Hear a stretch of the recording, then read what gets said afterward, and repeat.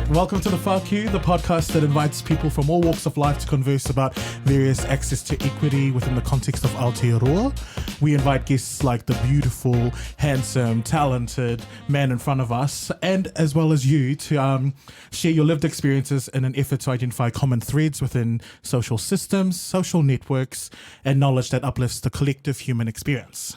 And in season 1, we're focusing on one overarching question, which is, what does equity and support look like for various communities coexisting within one society? All right, and I don't want to take any time away from our guest today because I feel like he's got bars upon bars to tell us. So I'm going to let you introduce yourself. So I guess tell us all the... Kelsey, what... Just however you want people to know who you are is totally up to you. And also, what are your pronouns? So what kind of description words do you want us to use? Do you want us to use he, him, she, her, they, them, or anything else?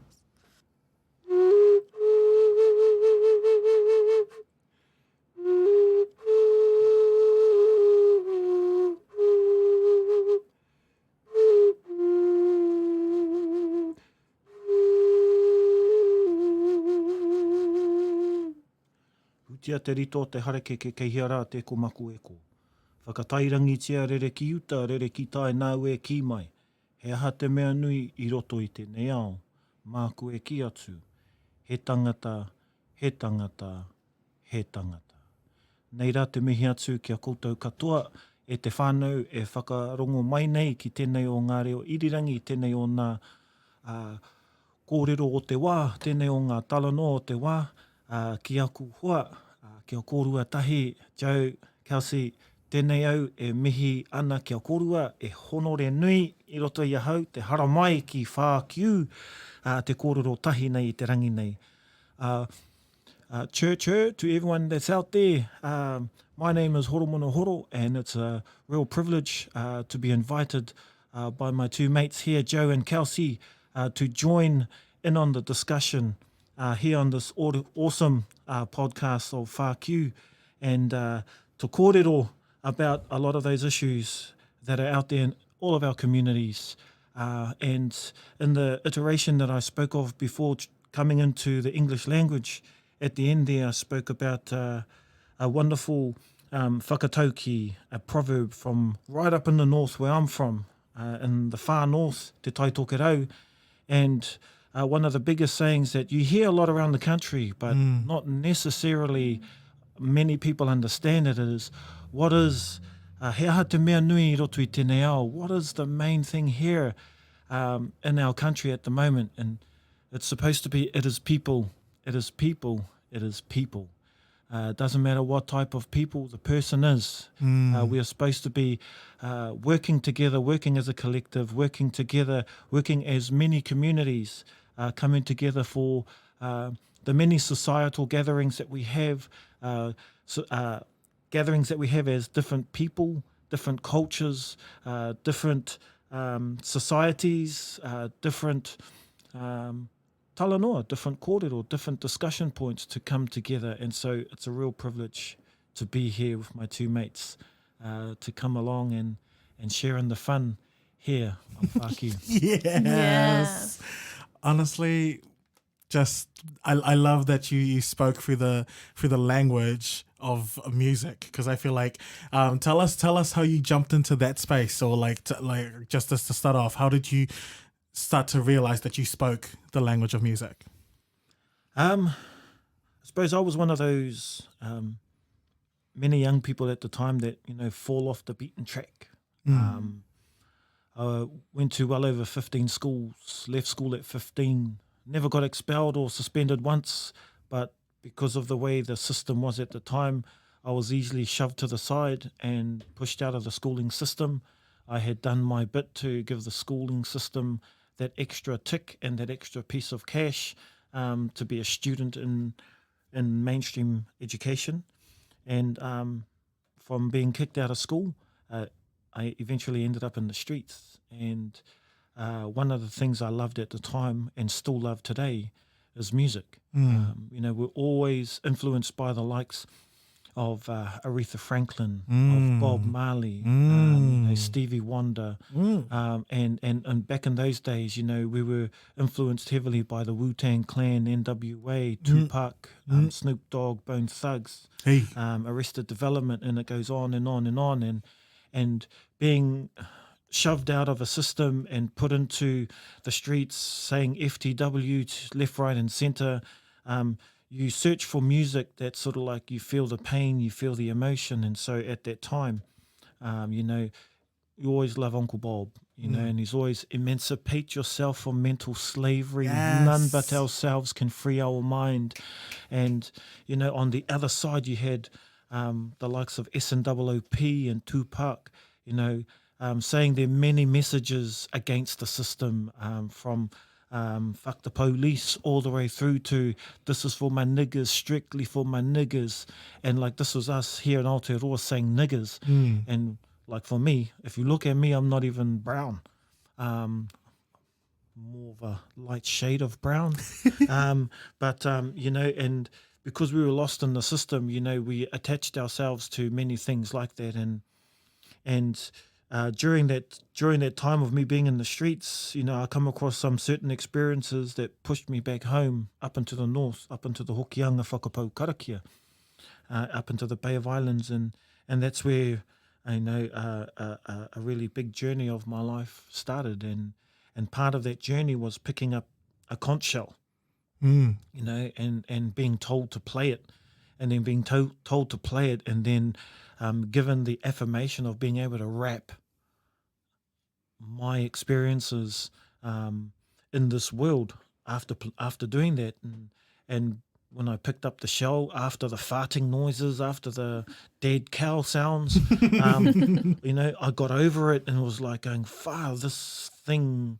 I didn't have the words at the time, but now I can say that what the vibrations and frequencies that these types of instruments were giving me was invigorating something in me, was waking something in me that had been sleeping for a generation or two, and and then I came across that this particular type of instrumentation of music actually had a name, and it was traditional Māori musical instruments, and not too many people were playing it.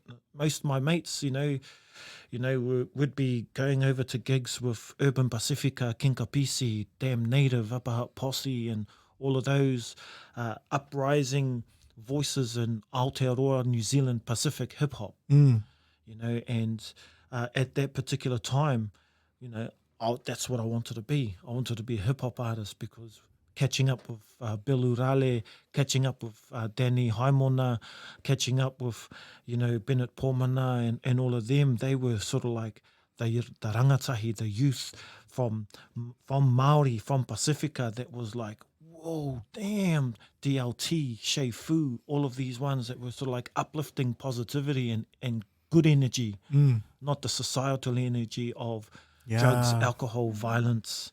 They were coming out of that crack of society that was pushed and molded into the next generation. And a lot of my mates were all following hip hop, so I was like, yeah, that's me, that's me. And but then when I first picked up Taonga Pūoro, it sort of like freaked me out. Why? It freaked me out because this was me living in the streets, going back home, and then picking up an instrument called a kōwauwau, which is a Māori flute. And it's sort of like there was at the time people were saying, oh, only men played certain instruments, that real typical colonial thoughts. And then when I heard the stories and the messages and the connection back to the land, to our environments, everything had a duality. Yeah. We were only hearing sort of like atua tāne or male deities and their strengths. And I was going, well, we can't be born without a mama, Truth be told. Yeah. And so it was always the wonderful thing that I was learning about these traditional instruments, that there was always atua tāne, male deities, and atua wahine connected to everything. And it gave me a new love, because it was freaking me out. I was like, this is the real nigger, West Side nigger wannabe who, in the white world, would be classed as brown, but I'm the white sheep in my family. Mm. You know, everyone else is browner than me, and I'm like, how come I got stuck being white? Yeah, yeah. You know, but what I was learning, the more I was picking up these instruments, you know, it was sort of like showing me that, you know, culture, tradition, and balance is a wonderful thing, and the stories that took it back to not only the stories I was learning about, you know, Te Ika Māui, or being the North Island, and Te Waka Māui being the South Island, Te Waipounamu, but a lot of our stories that are pertained in these instruments came from the four corners of Te Moana Nui a Kiwa, the Pacific Ocean. And it connected me back, and this is me saying, fuck you to the world. And yet, when I started learning about, you know, the foundations of where I was from, I was like, damn, I come from a line of chiefs. Hard. I come from a line of orators, of knowledgeable baskets of knowledge that have an in-depth understanding that was waking something inside of me up that I didn't understand. And so I needed to learn more. I needed to hitchhike around the country to find a new hui to go and sit in. And then I started hearing young Māori speaking Māori. And for me, that was strange. What? Because I only ever heard old people speak the way that I was brought up. And so hearing young people speaking Māori, and then speaking Māori positively, and then the connections that they had to Pacific Islanders, because, you know, I was brought up South Auckland, Mangere, Otara, and then moved over to West, you know, and so strong Pacific communities. You would hear Pacifica people in those communities speaking their language. And I'd always be envious, because I was like, how come Māoris ain't like that? You know? And so in terms of the language, the language in the 80s and 90s were spoken a lot stronger in our island communities than Māori themselves, even though we live in Aotearoa. And so when I started going to all these gatherings, most of them were protesting gatherings with Tino Rangatiratanga movement, the Kawariki movement, Te Tiriti o Waitangi, a lot of these mana motu hake gatherings. And so I continued to converse with the likes of the Hone Haraweras, the Tamaitis, the Annette Sykes, the Moana Jacksons, and they started becoming idols, because I wasn't brought up knowing their names. So when I met some of them, I would argue with them, because, and a lot of my mates that were brought up in the Māori system, or brought up knowing their Māoritanga, they're like, bro, you can't argue with that person. And I'd be like, why not? They're like, don't you know who that is? And I was going, well, if he's the person you're saying he is, he's the perfect one to ask. Hard. You know, or if she's the one that done all of that work that you're talking about, well, she's the perfect one to ask. Why beat around the bush and ask 5 other people before you get to her, when just go to her? You know, and because that wasn't the process you used, you know. Or that wasn't the colonial process Yes, that we exactly. used. You know, Email, person for person. Yeah, and so, you know, being brought up and chucking myself into the streets, running away from my whānau just to learn about my whānau, was like, looking back at it now, it was really hard. At the same time, I don't think I would have been able to pick up what I know now if I didn't, just because of the way things are. But yeah, music really, and especially relearning and reawakening that inner mauri of our cultural instruments, that has a connection not only to us as a people, but has a connect to music worldwide. It gave me an understanding that, you know, playing a conch shell doesn't mean you're just from the Pacifica. Doesn't mean you're just from the Pacific Ring. You know, whether you are Taiwan, whether you are Rapa Nui, or as, you know, the Western ideologies goes, you know, Austronesia, which goes from Madagascar all the way across to Rapa Nui, depending on what sort of ideologies you look back at. When you look back at our cultural stories, we connect back to the ao, to the world, through our oceanic highway, you know. And nowhere else in the world do you see a foundation language so connected between different cultures than you see in the Pacific. You can go back, people are only, now that the world has access to digital computers and the internet, whether it's ask.com or Uncle Google. Uncle Google. Yeah, all of those particular... Auntie YouTube, got you. Yeah, you got all of those, but you go back, and this is giving away my my age, but you go back to the early 2000s, even the mid-90s up, there was no such thing as Google. There was no such thing as Facebook. It was all those like Encyclopedia Britannicas like sets. When I was a kid, I was like, I want one of those. I opened it like twice, and then I got rid of it. Done. Yeah. And so, in order for you to learn about those things, you actually had to go to those places and meet the people and actually feel the experience. Do you reckon that gives you a level of depth that's not experienced through like technology? Or do you reckon that's like you can see that there's a difference between your depth of understanding from your experience and your senses as opposed to us reading something or watching a video clip and then trying to understand from an experiential place what that actually is and the meaning behind all of that is? Well, with technology,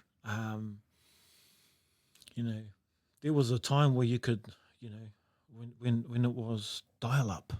Buffering. Buffering. And so if you wanted to, sometimes depending on where you were situated in New Zealand, it could take up to, if you're doing like downloading a song, for example, that could take up to like 5 minutes to listen to a 2.5 minute song, and that's hearing it once. And then if you wanted to listen to it again, boom, it took a little bit quicker, maybe 3 minutes, because it already buffered a lot of the information, whereas now you can just listen to it and put it on repeat, and it just comes on as if you've got the cassette, the CD, the stream. The record. On the Spotify, and the I suppose one of the pros towards the technology that we have today, it gives you an understanding or a beginning to the information you are searching for. But and remember I said the information you're searching for, what the experiential face-to-face does, it affirms and it allows you to experience the realness of the difference between information and knowledge. Because when you go into those realms and meet the people and go in and, not just YouTube, how to make an umu. And then when you go and actually make one and then your fingers get burnt, your arm hairs get singed and, you cut yourself from cutting one of the taro. Or, all of those particular things. Itchy bites, man, from the taro. Trying to peel that before you put it in. The ones with the yellow, the purple spots, stick away from there. And then you come across those ones that sort of like you meet some people and you're like, oh, we're gonna do a hangi, and then you always get that clever dickie coming in, brand new gumboots, brand new swan dry, beautiful looking jeans, going, oh, I saw on YouTube how to do it. Oh hell no! And then you see the bro that's got a butcher knife that's been used and shaped and carved a number of beef and mutton and all of that, and like going, where did you come from, bro? They're like, oh, I know how to do a hangi.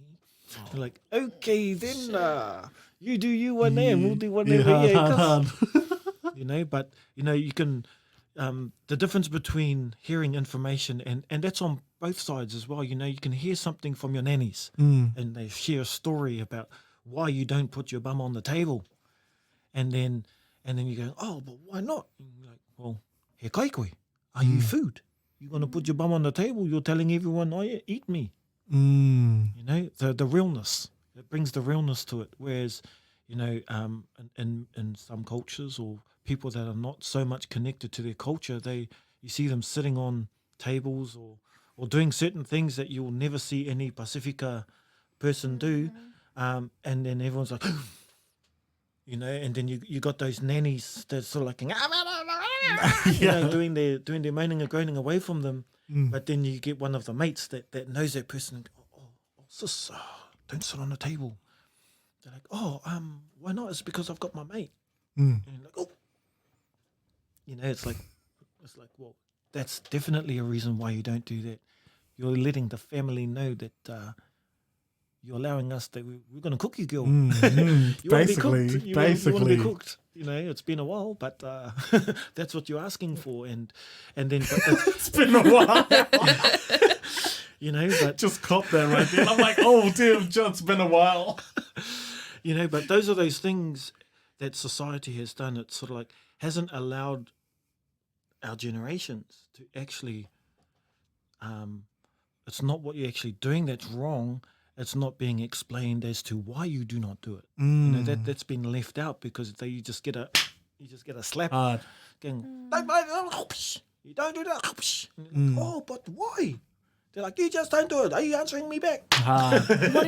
What do you think can be done in that space to support that understanding of that knowledge? Well, the why, understanding of the Yeah. why. Yeah, and it's for those that actually do know in those spaces to actually say, well, man, that's awesome why we can't do it, but why? You just don't do it. But what's our cultural reason? You're saying you don't do it, and people in our culture, like that's what I used to do. I challenged the status quo all the time when I was in my teens, when I actually the end of my teens and my early 20s, is I would do certain things going to all these huis that because I was, basically, I had woken up to my Māoritanga from being from the streets. How come it took me that?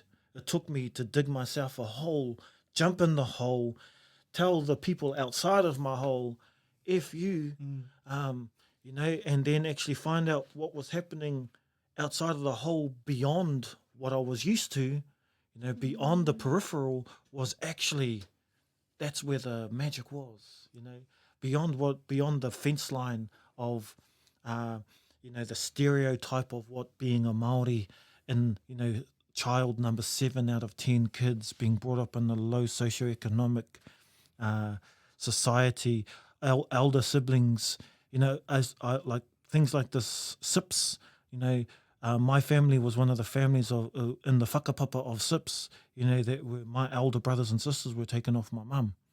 You know, just because we lived in South Auckland, because we were in a poor family, there was a lot of alcohol and drug abuse, violence abuse. And so because of that, you know, my elder siblings, I didn't know I had older brothers and sisters until I was a little bit older, because I was the 10-month-old baby at the time when my older sisters and brothers were taken off. And then so when I was brought up and they came into the picture, I thought they were my cousins. You know, because in Māori Pacific families, there's going to be a lot of you. You know, so everybody's your cousin. A village is like 4+. Like there's no such thing as a village like less than 4. Like a village is 4+, and that plus just keeps on going. Yeah, and so being involved in that, and then, you know, coming into being an adult and seeing all these things developing, like oranga tamariki and all of that, you know, and knowing that I was a part of that whakapapa. You know, the whakapapa of oranga tamariki, you know, going back to social welfare and you know, being involved in that, it sort of was like, well, you know, I definitely don't want any of my descendants to actually ever go back to that situation again, you know. And so all of these new things that are happening in our society, it goes back to, well, it's just how do we transfer that that learning over. And, you know, it's like a lot of people in our schooling education system don't actually know. You know, they know more about Christopher Columbus and Napoleon Bonaparte than they do about, you know, here we are in Kirikiriroa and Waikato, and, you know, knowing more about Christopher Columbus than, you know, than Pōtatau te Wherowhero. It's sort of like, it's really, if we were over in England and they knew more about Pōtatau than they did about, you know, the English monarchy, that would be, oh, dearie. We've got a problem. Yes. You know? Darling, we've got a problem. That's so well, Joe. Yeah. Let's not jump into my English accent because I can go through. Jolly good, sir. Jolly good. Man, nah, your one sounds really flash. I feel like your one's posh. Mine's like Practice, Essex, that's like why. on the south side of Essex. From Brighton. Whoa.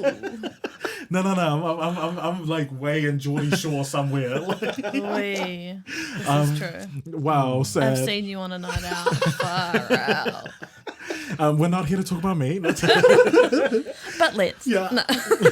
So, I guess you've already spoken on the different communities that you're attached to and currently attached to as well.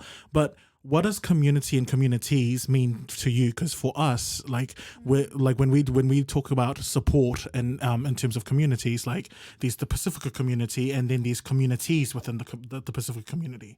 So and then at the same time there's the LGBTQ plus community, so the queer rainbow community, and then all those different letters are specific individual like niche issues that's related to that community within a community. So I guess for you, which communities really uplifted you the most? And and like, you know, just not limiting yourself, just all the different communities that you're a part of, which is a lot. I feel like I heard music, I heard family, I heard mixed cultures coming in through, as well as just a lot of different other communities. So Yeah, well, jump in there. when I was a part of that, as I was saying earlier, I was part of a youth group that sort of, when I went back to the Hokianga, you know, and a lot of youth were coming together, and a lot of youth were striving for tino rangatiratanga, or mana motu hake. A lot of the youth within our collective, you know, all came from different backgrounds, or had different experiences, all came from different upbringings, had different forms of relationships, had the one thing that they had that I was searching for was every single one of them knew who they were. You know, I had met mates, you know, that because in amongst all of that, I love playing indoor netball, I love playing basketball, and man, indoor netball is a tough sport. Man, were you jumping all over the place and bouncing off the nets as well? Because I feel like I've seen some indoor netball players, and I swear, I kid you not, talented, and then also just understanding time and space and using the ball in the net. It's a whole like. There's social netball, and then when you go to international indoor netball, so tell me more about that, because I feel like people are asleep on indoor netball. Oh yeah, and I still love it now. I still love it now. Just, you know, just my partner, she's like, because nearly whenever you're supposed to only go to those things and have one game. So there's always someone in other teams that don't make it, or turn up, and I'm like, oh yeah, seat. You always try and get in at least 2-3 games a night. But you know, but just a lot of those communities, or a lot of those, to me, for me it's hard, because you know, whether they were my bros, my sisters, and I call all my metes that are male, they're my bros. That are female, they're my sisters. You know, that class themselves as their own gender or whatever. You know, I always ask them, well, what do you want me to call you? And then when they say it, I was going, sweet, all good, my mete. So can I just plug in there? That's how you're supposed to approach that conversation. I feel like there's a lot of people that don't know how to approach that conversation, and you've literally just explained it in the purest, simplest form, because I get so mad when people mispronounce like our brothers and sisters who identify as a different. And in my head, I'm like, you don't go and assume straight away, you ask. And I feel like you literally just, it's actually that simple. And you've... How did you come into that space without even, or have you just always naturally been just like, I'm just going to ask? No, well, when you experience a lot of those misunderstandings yourself, you through your experiences, you find, because you yourself, you want to connect, you want to communicate, and you want your communication to be clear. And you want people to understand who you are for you, and rather than playing around, beating around in the bush, or adhering to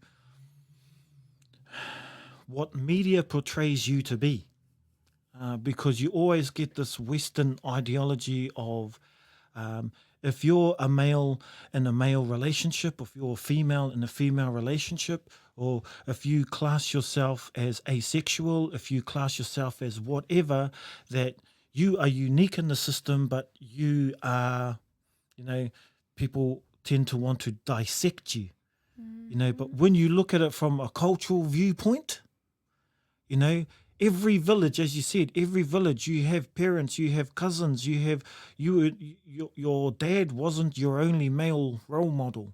Every male in your village, they were your papa.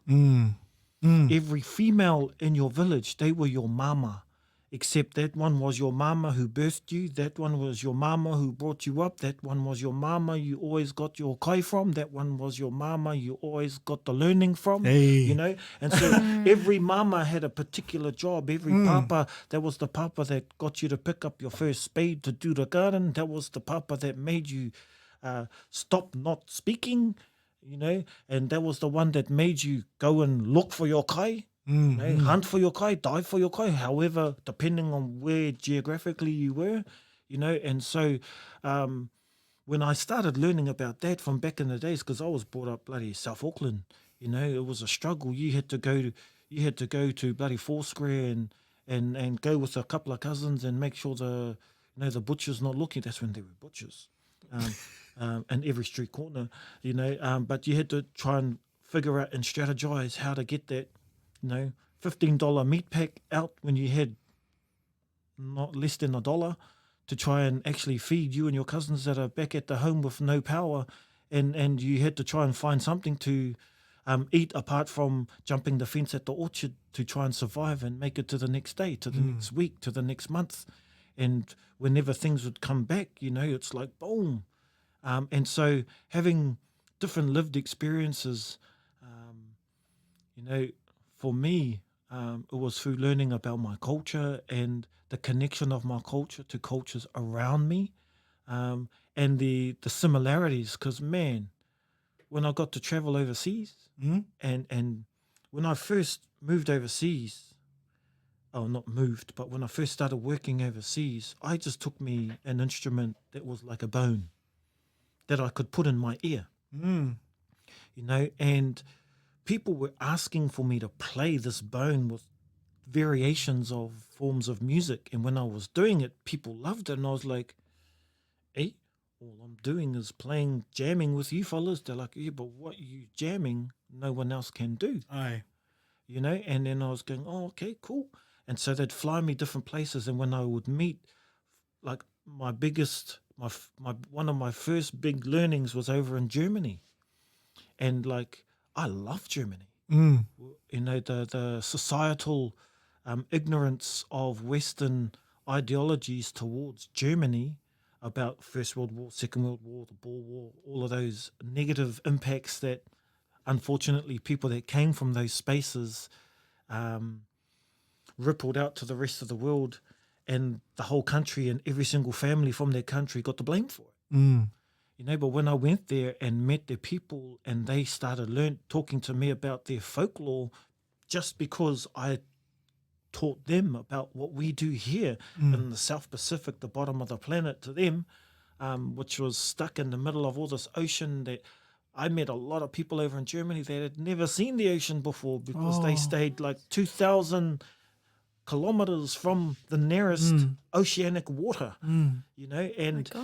You know, and it was those things freaked me out, and I was going, "Oh God, our island's the biggest island in the Pacific, but still, you know, you will definitely go and experience the moana, the ocean, at least how many times in your life?" Yeah. And so, you know, but when they started talking about their own cultures, all these different countries I would travel to, and started talking about their own cultures, and all I used to reply to them after they would share, I was going, You's a Māori.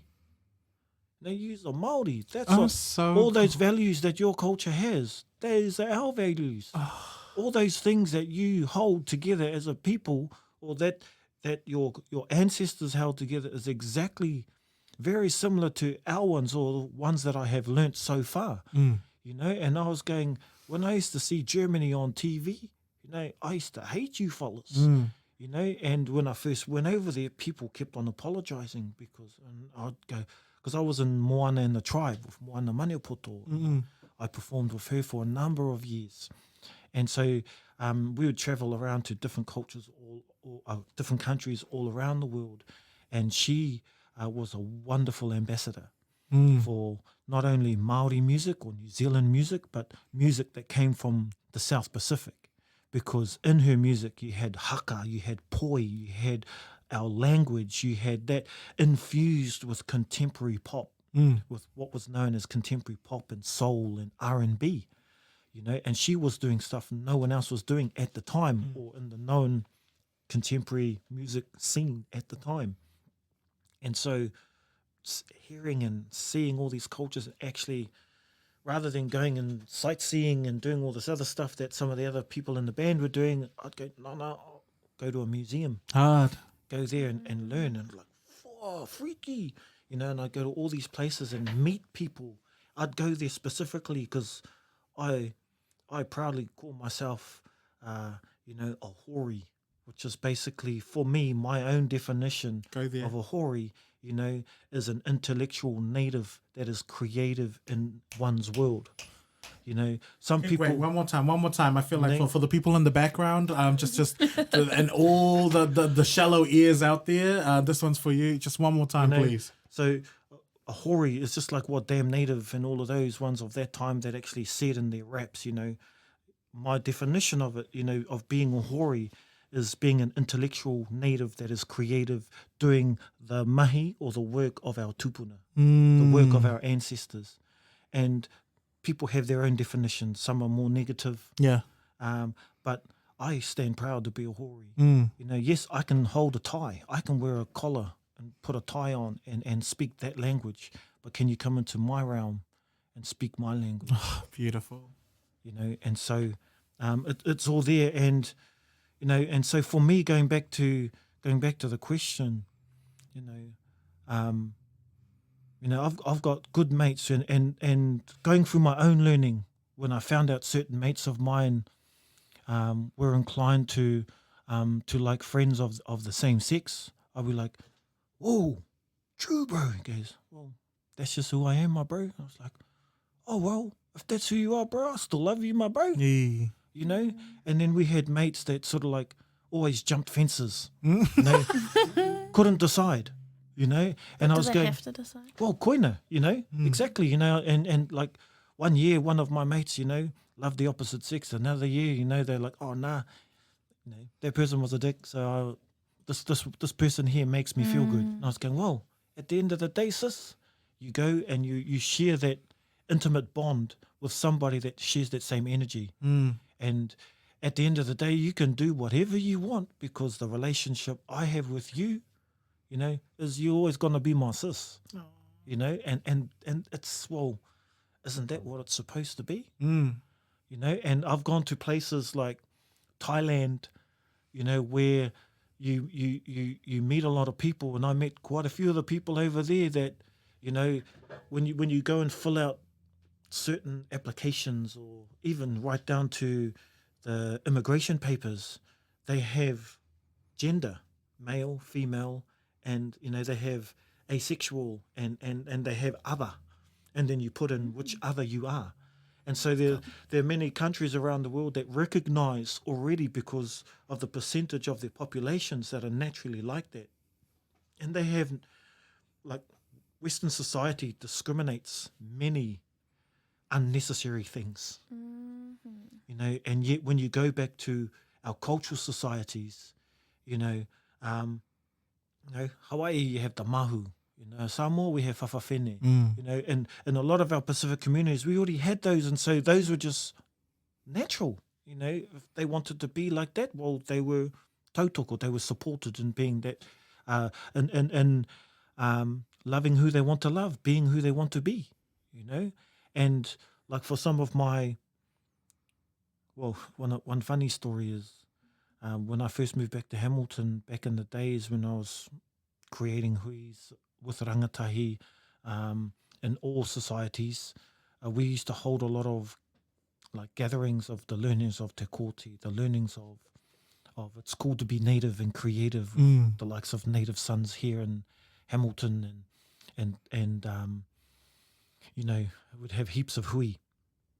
And because I was doing a lot of hui with one of my bros, you know, we'd do hui all the time and it was always me and him. A lot of people actually thought, you know, we were in a relationship, you know, and we were both going, sure, if I was that way inclined, sure, I'll be pretty lucky, eh? You know? Yeah. And you know, people cracking up, they're like, oh, you don't mind people saying that? I was going, well, bro, people can have their own opinions of me. Aye. At the end of the day, I know who I love. My bro knows who he loves. And of course, yeah, I can easily say I love my bro. I got his back to eternity, you know? But it's never really about, are you going to, I suppose, descend into that level of Western or societal ignorance. Really, at the end of the day, it's societal ignorance. And there are many levels of that culturally, systemically, and even through gender, you know, and which way you want to love, which way you want to be. Who else can know what you feel apart from yourself? And the Facts. people that are around you need to love you for who you are.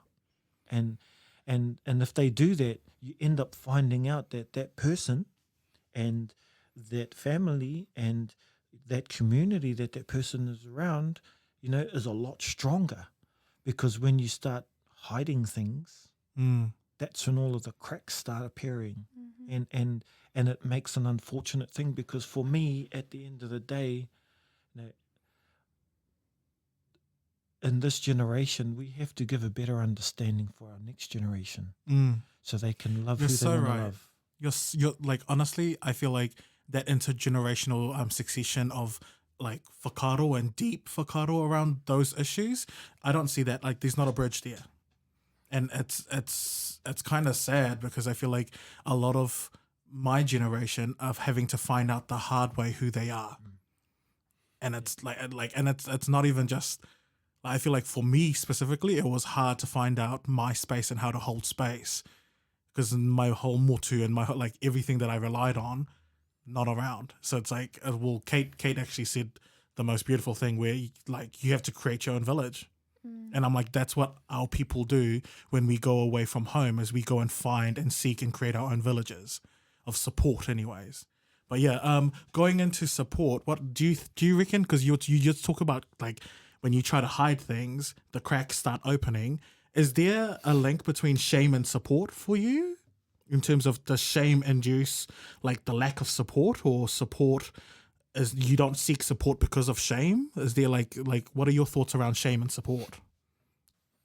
The wonderful thing about being a part of a creative community, you know, doing the work that I do with Taonga Pūoro, being an artist, being a musician, being a creative Pacifica person, is the community that I have around me. You know, and so I've been a part of a community that is quite strong and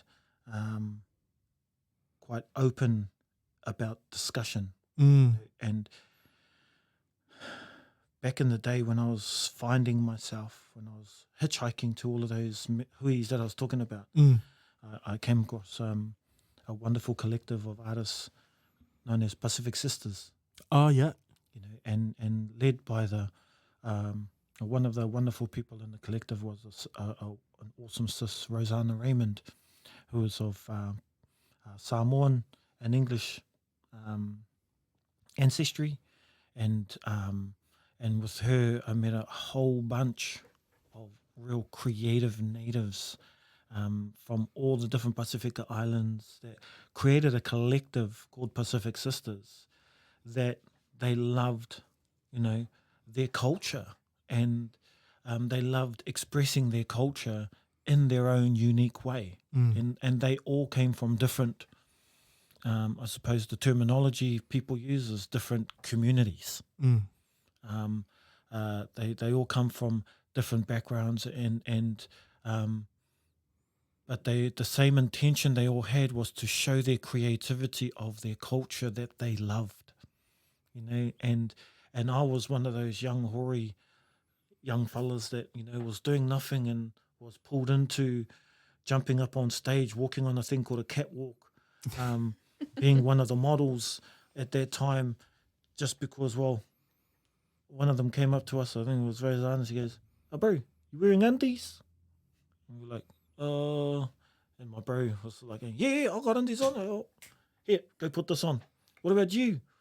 "Oh, I got boxes." We're like, "Sweet as."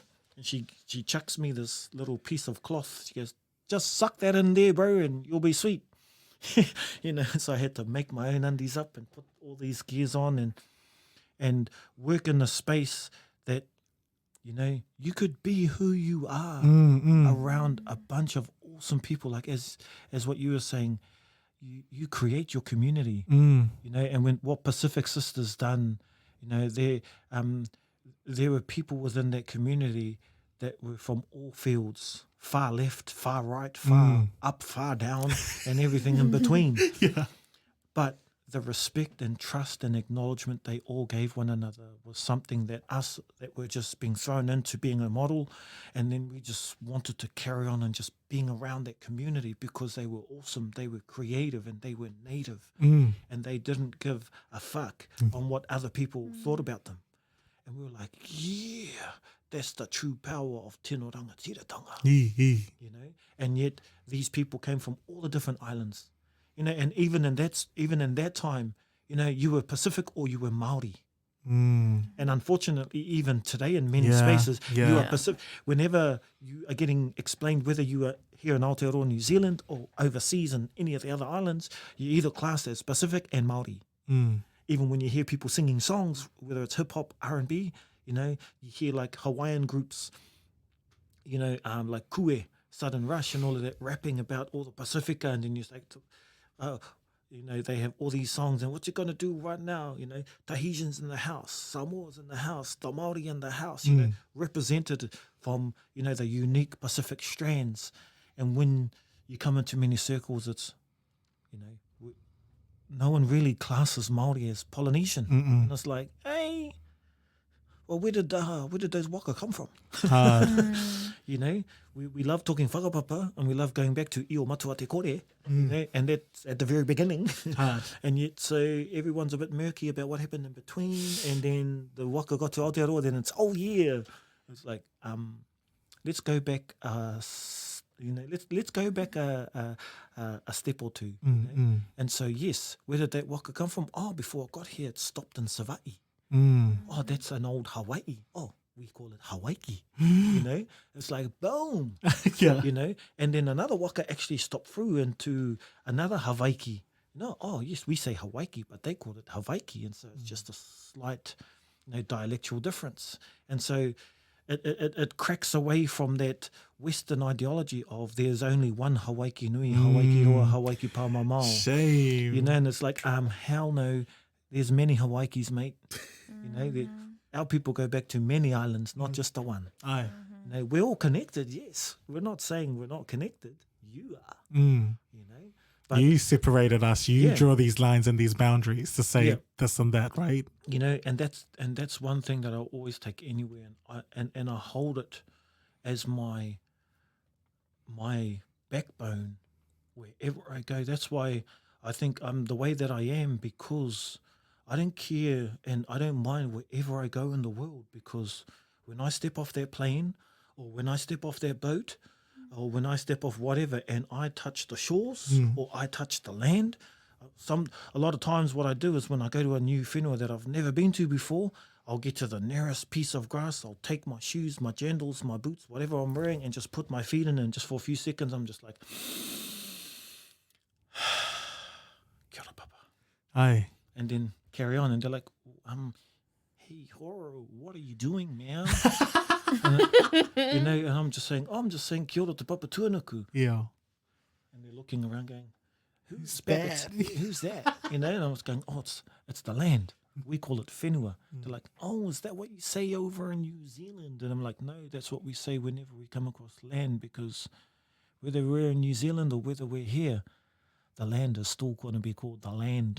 We call her Papa Tuanuku. Yeah. She's our mama, you know, because that's what we say culturally.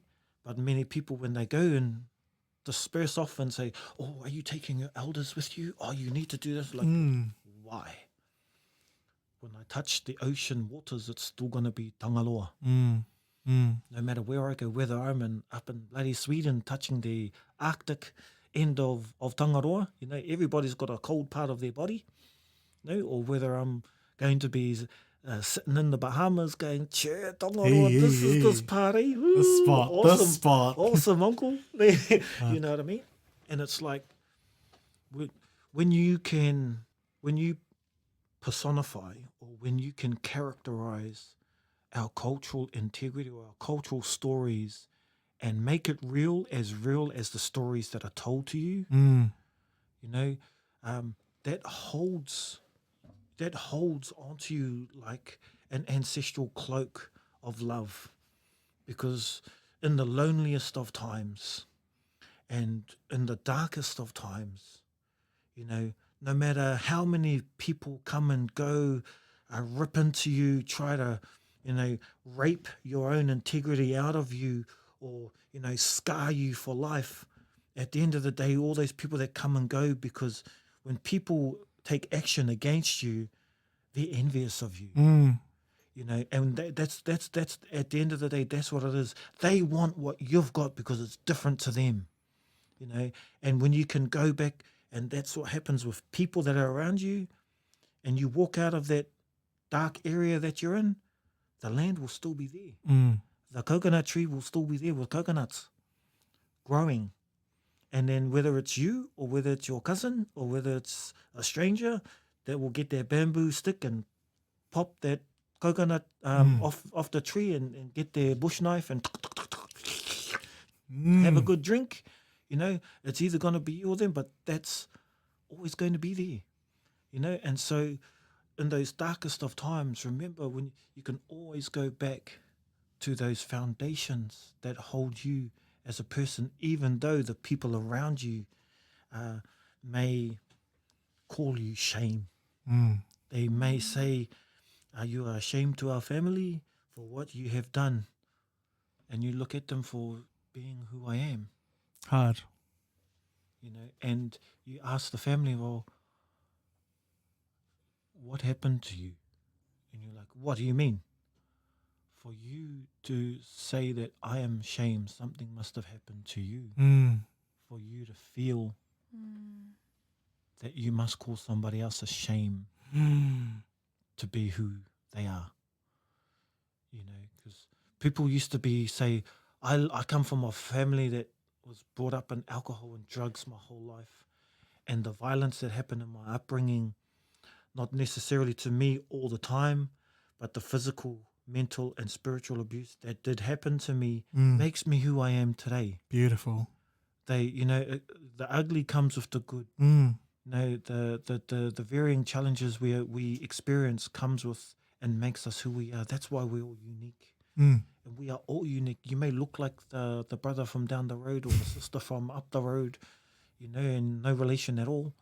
But you have something that no one else has got, you know, and that's your own Māori. That's your own Māori. And to all my brothers and sisters that are out, and one of my bros in those communities, I never get it right, LGBTQA. QIA plus.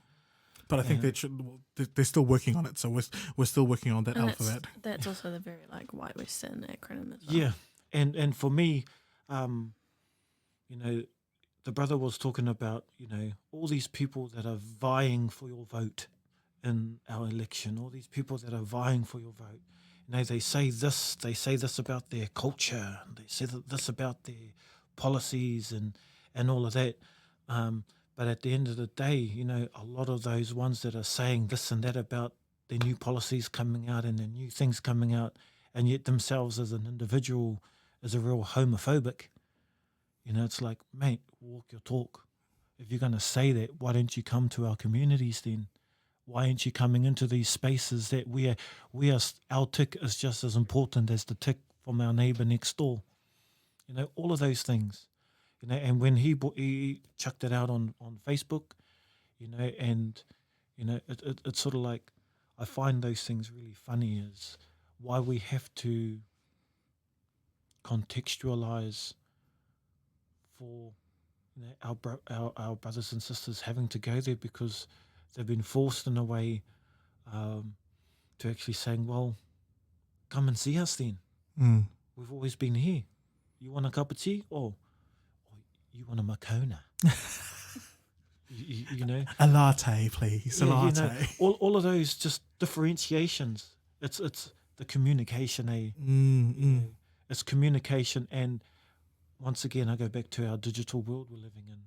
You know, one of the challenges that we have is we're in the world of TikTok, and one of the great things is it's showing that we end up getting access to all these things from all around the world. But one of the challenges that we have at the same time is, you know, people are creating their own communities, digital communities, and yet you can walk past your best mate that's been following you for the last year or so, and you both have, let's say, 100,000 or more, 200,000 or however thousands of followers and all of that, and yet you can walk downtown, walk through a city street, and you pass one another, look into one another's eyes, and then carry on and not know that, hey, actually use a BFFs on Instagram, use a BFFs on TikTok, and yet when you actually meet them face to face, you wouldn't even know who the hell they are.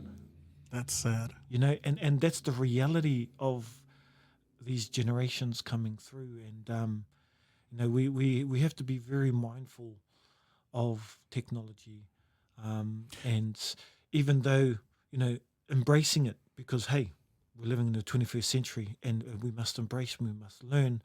At the same time, we must not forget to connect in person. Wait, so are you literally saying that the connection, so technology being the connection, creates disconnection in reality? For some, you can see the definite outcomes in that. You know, for some, it actually builds connection, because some communities or some social groups sort of like they meet up on Instagram or they meet up on TikTok, and you know, next minute, you know, a massive new TikTok comes out and they're like, hey, let's all meet at this park at this time, boom. And then they all like, oh, is that what you look like? Oh, cheer out. Hard. And then you do the big mad TikTok, you know, and for some it works. For others, you're like, whoa, same conversation. And they're like, oh, actually, I can't make it. Whereas behind the scenes, that person's actually twice or half the age of those other people in their particular circles, because you can be any age you want on TikTok. You can be any gender you want on TikTok. You can be anything online. You can create your own avatar and you can play with whatever. But when you actually going into meeting face to face, now it's another thing. You know, go back to the whole catfish thing. Oh yeah. You know, you can those things. Those are the things we must be mindful of.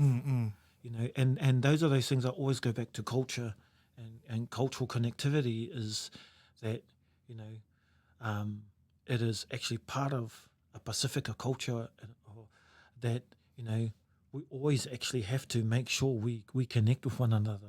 If you don't, you end up getting a ear bashing from your nanny, or you end up getting somebody, why you uptight for ya? Like, what? Oh, we haven't heard from you in ages, you know. Or if you haven't gone to a family function or anything, they're like, oh, you being too flash. Don't want to know your family. You know, all of those things.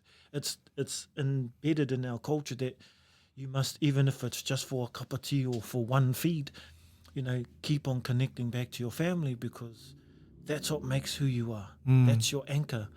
And sometimes your anchor can be the problem. Yep. But at the end of the day, when depending on the situation, you know, when everything is against you and everything, you know, your family stuck with you for good, bad, and the ugly. When things, crack around you, when there's an atomic bomb of experiences that just put you in a place that you have had enough with everything, you know, whether they like it or not, it'll be your family or be that community that you're so close with that will be the ones saying, I didn't like you, were such a dickhead, huh? But give me your hand now. You're a dick. Get up here. Give me a hug. Hard. You know? And they'll love you through the thickness of good and bad, you know. And so connection, you know, is important, and we just need to be mindful with our digital connections that we have, because some can lead you in an awesome space, some can lead you in the wrong space. You know, it is us as people. You know, always go back to what is the greatest thing. You know, it is people. It is people. It is people. Yeah. All right. So I honestly feel like I can just sit here and just listen to everything. But we've hit that last question, and that last question is, what do you believe is in the whākau that needs to be brought, like in terms of topics or in terms of your personal experience, what's in the whākau that needs to be brought up to the front so they can have its limelight? Well, it's the whole point of the name, eh? Whākau, you know. A lot of our communities have not been given a voice. A lot of our communities, when they are given their voice, that's usually at the end of something, or you're either the first where there's hardly anybody there, or you're not given the right time to actually share your voice, and or you're given a voice only at certain events that you have to wait for throughout the year, you know, and sometimes it's only like at a Mardi Gras when you can say it, but no one's wanting to talk about that at a Mardi Gras. Everyone's wanting to party. Right. You know, even you. Like, oh, why do we have to bring this up now? Oh, yeah, well, this is the only opportunity. Javon, oh, yeah. You know, and you try and do the best you can, and you're like, oh, we'll see you at the party, where are you? You know, all of those things. But it's all about, you know, given the right to speak at the right time, you know, and not waiting for a catastrophe to happen before you're given that voice. I feel like you literally just called out the whole Black Lives Movement. Like that, well, for me, I'm like, yo, that was a catastrophe, but that's a catastrophe that keeps on repeating itself. Yeah. That wasn't just a 2020 catastrophe. That's an ongoing catastrophe. Yeah.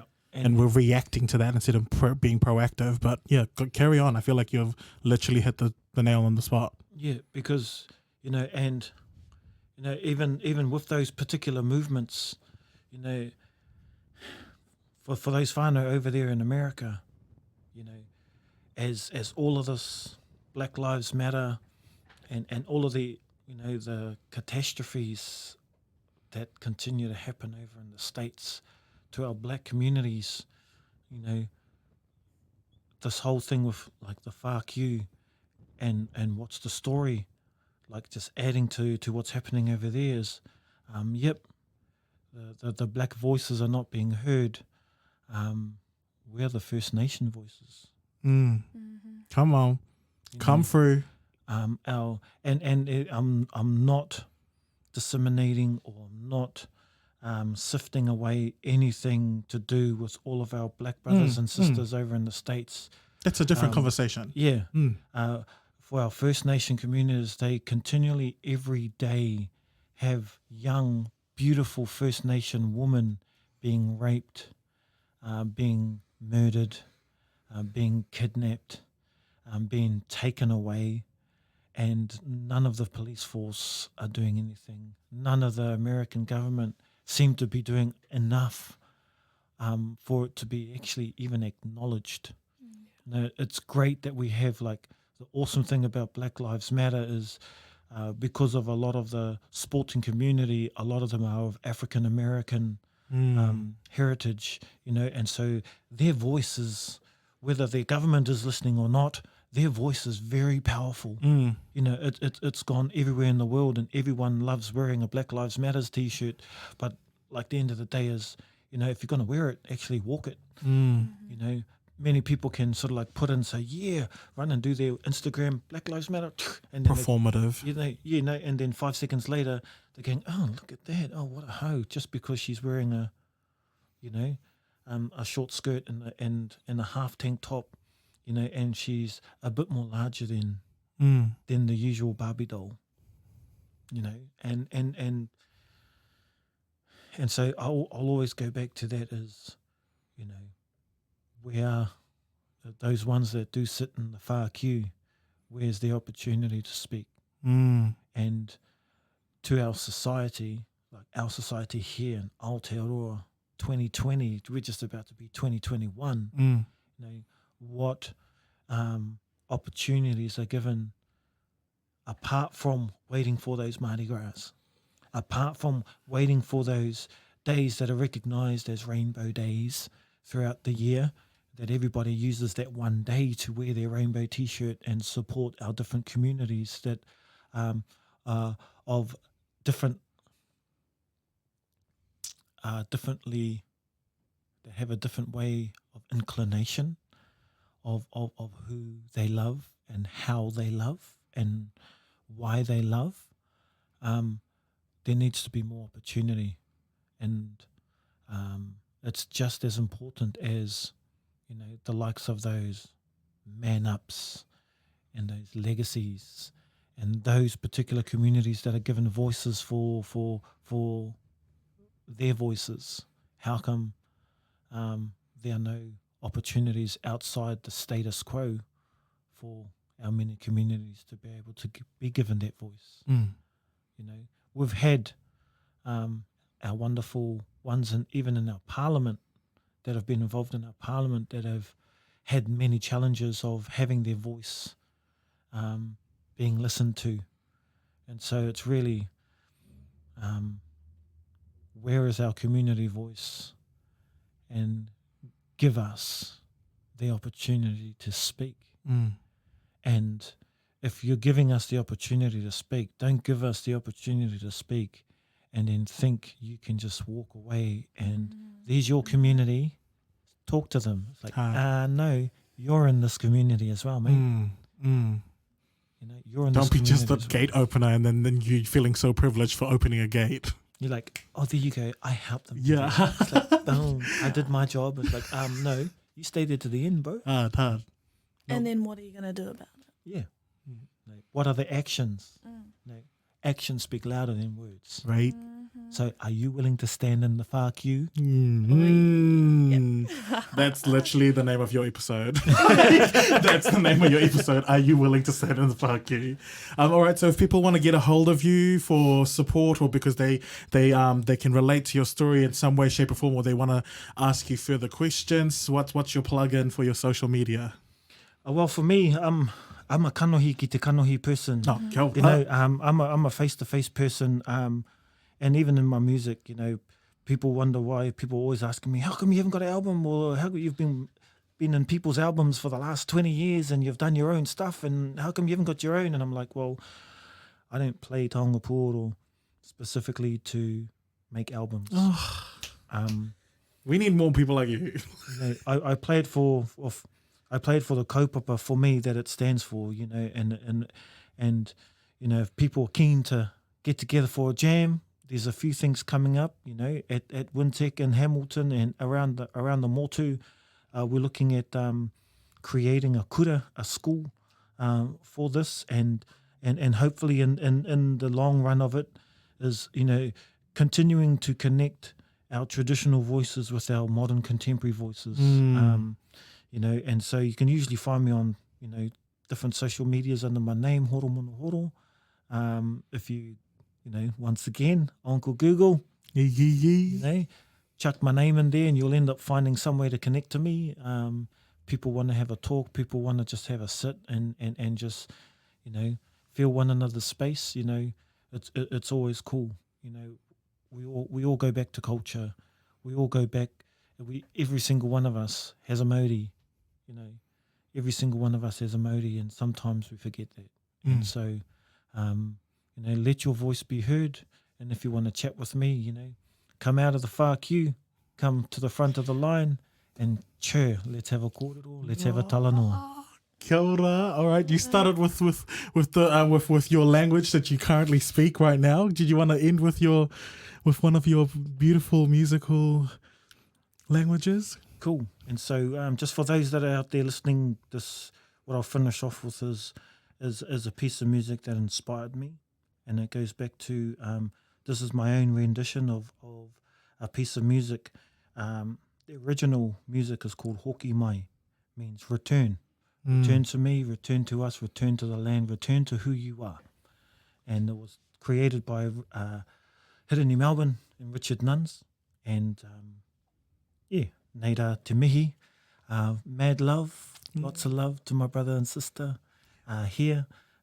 Keep listening to Whākiu, everyone, and, have a great Talanoa, have a great weekend, and, be creative, be native, because there's only one you. This is not Dr. Zeus. This is me to you, saying only one ever in this world can be you, and that's you.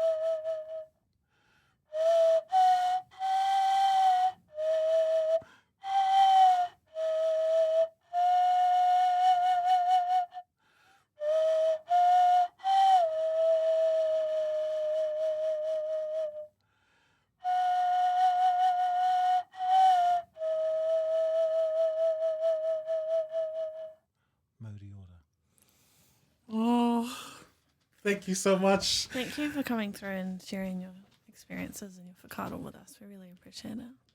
And sharing your beautiful music. The fuck you. Fuck you. Fuck you. Fuck you. The fuck you. Fuck you. Fuck you. Fuck you, everyone. Bye.